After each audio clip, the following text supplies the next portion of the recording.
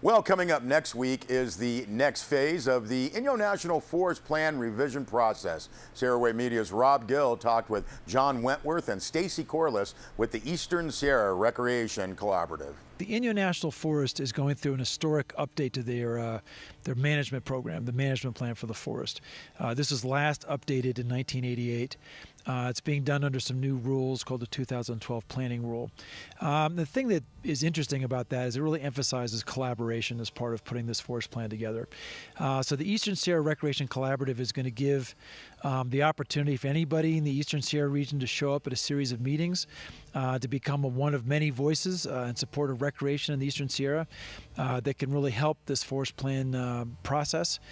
So we can really get a Forest Service management plan that's going to benefit public lands and everybody in the United States of America, and certainly the Eastern Sierra and the Inyo National Forest to get the best plan we possibly can.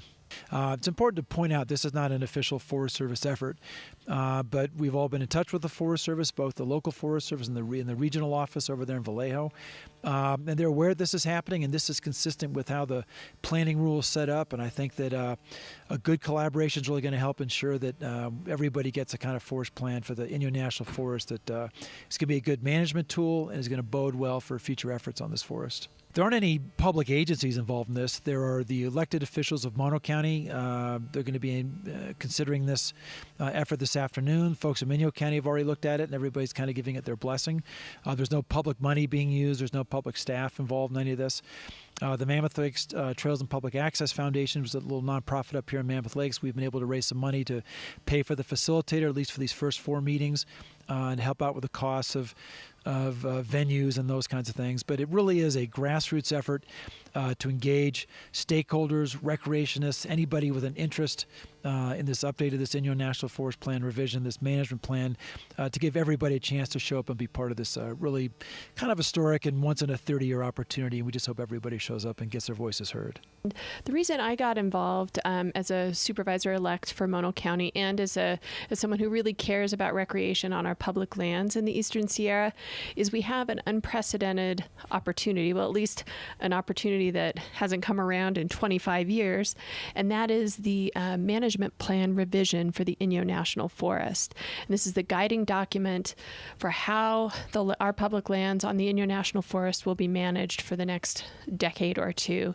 And we wanted to get a group of concerned citizens and local governments involved to make meaningful comments around recreation on the forest. What types of recreation do we want to see? What kinds of partnerships? What kinds of management practices? And time is really of the essence. This plan revision process is going on right now, and that's why we're getting together the series of public meetings over the next month to get East Side recreationists together to determine the future of the forest. So there are 4 meetings. The next one's going to be next Tuesday at Cerro Coastal College, starting at 5:30 in Bishop, 5:30 to 8:30. The next one will be October 28th for the Southern Gateway communities. That's going to be at Big Pine at the Big Pine Town Hall. And then on the 30th of October up at June Lake at the June Lake Community Center, again at 5:30 up in June Lake. And then we'll get together on I think the 13th of November to start talking about a recreation strategy. That'll be back in Bishop at Cerro Coastal College again at 5:30. For more information on all this stuff, go to eastsierrarec.org. That's eastsierrarec with a C.org. You can find information on all the public meetings there. And I think it's really important to understand that this is a regional effort, and the elected officials in Inyo County and Mono County, Town of Mammoth Lake, City of Bishop, and elsewhere all recognize that this is really something that works best as a grassroots effort to give anybody who's got an interest in the Inyo National Forest and how the forest is managed, to give the public an opportunity to show up at these meetings and get their voices heard. I happen to be in Mammoth. You called me on the phone, and here we are. But I would encourage folks who've got any questions to go to eastsierrarec.org. Or check in with your elected officials and really make this as good a grassroots effort to really capture the public's voice, the public sentiment, to get this to be the best Inyo Forest management plan that we can possibly achieve. All right, thanks for that.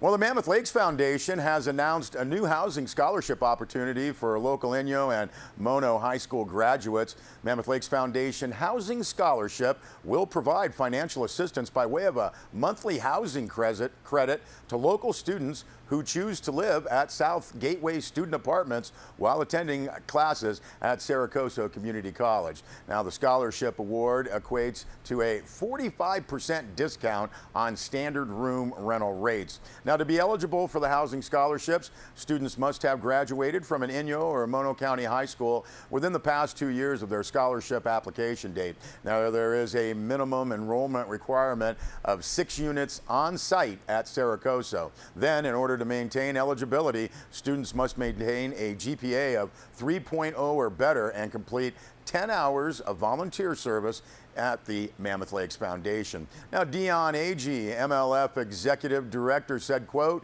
"Living locally provides a win-win college experience. Students get to stay close to home, move forward with their educational goals, and still be part of our community. Exactly what Dave McCoy envisioned," end quote. To learn more about the Mammoth Lakes Foundation's new housing scholarship, you can contact Jill Kiefer at 760-934-5215. Applications are available at the Mammoth Lakes Foundation office or the housing office at South Gateway Student Apartments, both located off College Parkway in Mammoth Lakes. Well, the classical tales of Aesop, the famed storyteller of ancient Greece, brought to life in this year's Theater for Young Audiences. This production is at the Edison Theater stage in Mammoth Lakes this Saturday, starting at 2 p.m.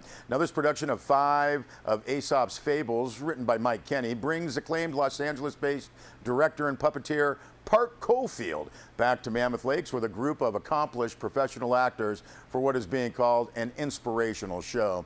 8 performances this week leading up to the public performance this Saturday. 900 children from schools in Mammoth Lakes and Bishop getting the opportunity to see this production. Now, for children and adults of the Eastern Sierra communities who are not associated with the participating schools, the public performance this Saturday, again 2 p.m. at the Edison Theater, are available online. Tickets at edisontheater.org. $10 for children and 16 and under, and $12 for general admission. Tickets at the door will be $12 for everybody. Additional details about the entire season can be found on the Mammoth Lakes Repertory Theater's website at edisontheater.org.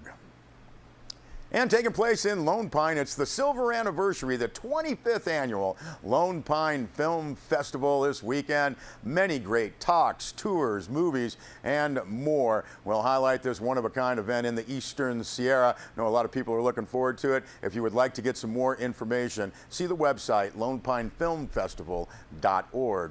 And also the second annual June Lake Autumn Beer Festival. That's taking place this Saturday, Gull Lake Park from 10 a.m. to 6 p.m., featuring over a dozen breweries. Be plenty of food options there, and there will be activities for the kids. And that, again, is the June Lake Autumn Beer Festival at Gull Lake Park this Saturday. We'll be back with a weather report.